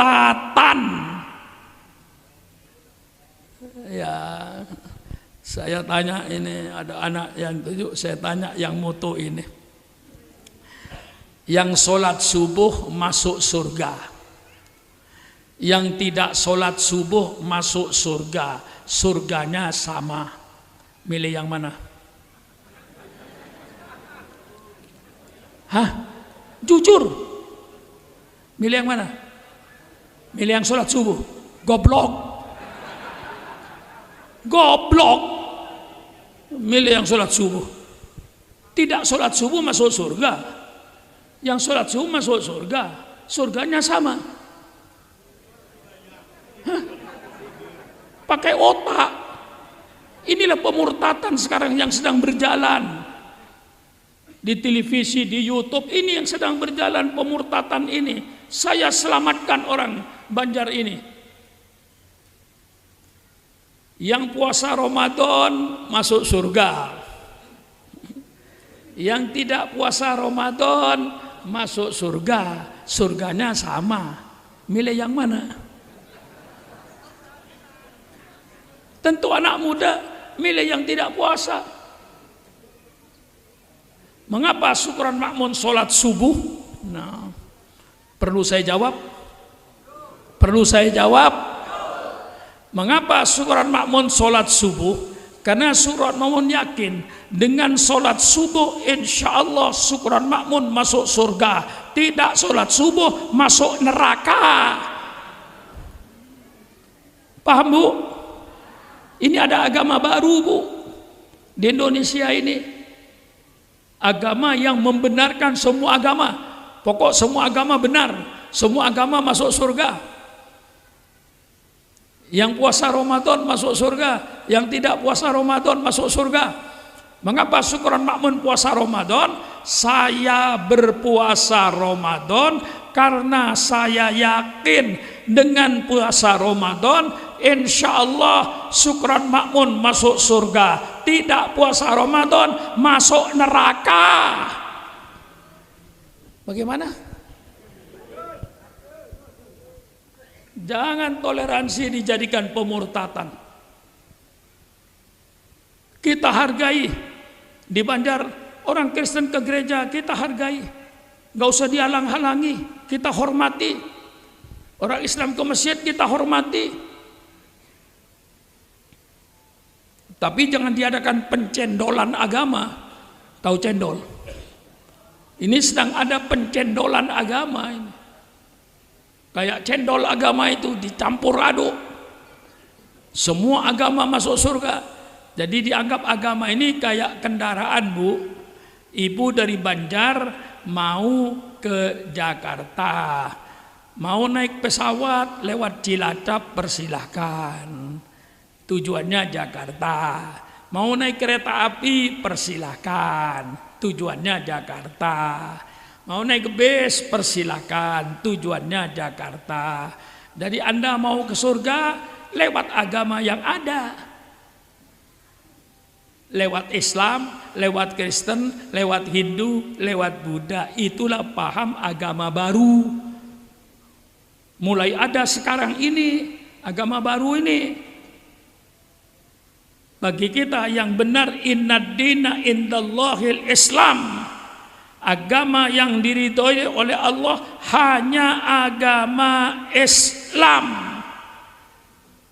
Bagaimana kita dengan agama lain? Kita toleransi, kita saling hormat menghormati umat beragama, saling harga menghargai antar umat agama, hidup rukun dan damai antar umat beragama. Tapi bukan berarti membenarkan semua agama. Membenarkan semua agama murtad, kafir.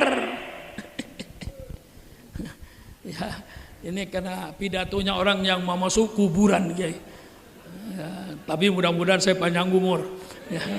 Ya, selalu saya berdoa kepada Allah, Allahumma tawil umri madum tu nafian didinikah ma'asihati wal afiyah. Ya Allah, panjangkan umur saya selama saya berguna untuk agamamu dengan kesehatan. Ya alhamdulillah Bu. Kalau sedang pidato gini sehat saya, guys. Padahal saya terganggu Pak dua oleh Allah itu. Satu, paha sebelah kiri ini, sebelah kanan ini barang tiruan bikinan Jerman tulangnya itu. Jadi tulang yang asli diganti guys. Diambil dari yang dibikin oleh Jerman yang kayak telur itu loh, kayak bulat di dalam tuh, kan ada tulang yang bulat itu. Nah itu bikinan Jerman guys. Nah itu kanan terganggu saya, mata sebelah kiri agak kurang jelas. Kalau ketua yang kanan normal. Saya berobat kemarin minggu yang lalu, saya ada di Pulau Pinang. Saya berobat ke obat mata ke Pulau Pinang. Yang kemarin dokter itu kontrol tiap bulan, lalu kontrol 4 bulan. Kemarin dokter pada saya sudah, Pak, saya kasih obat untuk setengah tahun. Jadi 6 bulan nanti Bapak kesini lagi, saya kontrol lagi bagaimana perkembangan mata. Jadi 2 ini Bu, yang oleh Allah dikasih ujian. Satu mata sebelah kiri, tapi alhamdulillah sudah mulai membaik, rasanya sudah mulai enak, tidak terganggu. Yang agak terganggu ini guys. Jadi kalau jalan dalam rumah saya nggak perlu dipimpin. Kalau dalam rumah, tapi kalau keluar rumah, kalau ada tanah tidak rata itu mudah terganggu ini. Jadi saya yang merasakan mana lebih bagus bikinan Allah atau bikinan Jerman. Nah, kalau Kiai nggak bisa jawab. Kalau saya jawab 100% lebih bagus bikinan Allah. Ketika dibikin oleh Allah saya badminton biasa, lari biasa. Nah, diganti dengan bikinan Jerman, susah lari Kiai. Hanya bisa jalan, tapi untungnya kata dokter, kalau ini tulang tidak saya ganti Pak, Bapak sehat, tapi harus pakai roda. Biar dalam rumah pakai roda. Tapi kalau saya ganti dengan bikinan Jerman ini tulangnya, jadi dioperasi kayak tulang yang lama diambil, diganti tulang baru yang bikinan Jerman itu nanti Bapak bisa jalan. Tidak usah pakai roda, tidak usah pakai tongkat, tapi kalau jaraknya dekat. Jadi kalau dalam rumah saya nggak pakai tongkat kayak biasa, tapi kalau keluar dari pondok itu saya pakai tongkat. Nah, karena kalau sudah naik sedikit itu lain rasanya kayak. Jadi ini paha kanan ini Mercedes kayak bikinan Jepang, bikinan Jerman. Harganya lumayan kayak. Saya berpikir ya Allah, kalau orang yang tidak punya kawan, kalau saya ini alhamdulillahnya banyak kawan saya loh. Orang yang kalau seandainya saya nggak punya kawan ya mungkin nggak diganti kita selesai itu saya harus bayar 320 juta seharga mobil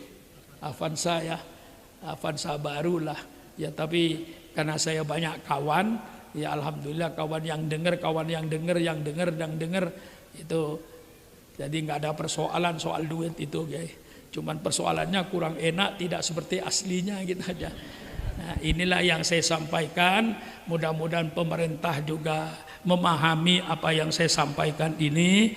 Bukan saya memaksa, saya sebagai seorang muslim harus memperlihatkan ajaran Islam ini. Bagaimana ada seorang yang para kiai pada umumnya takut bicara politik itu. Padahal Nabi Muhammad itu termasuk orang yang pimpinan yang kenyang dengan politik ya. Nah, saya kira paling kenyang politik itu Rasulullah menghadapi orang kafir Quraisy itu. Inilah dari saya, mudah-mudahan pondok pesantren ini menjadi pondok yang berkah. Allahumma jal hadal ma'khad nafi'an mubarakan lil Islam wal muslimin. Allahumma sahil umur hadal ma'had wa umur man yuhibbu hadal ma'had wa umur man yusa'idu hadal ma'had wa umur man dohla hadal ma'had ya hayyu ya qayyum ya aziz wafar ya arhamar rahimin. Al-Fatihah.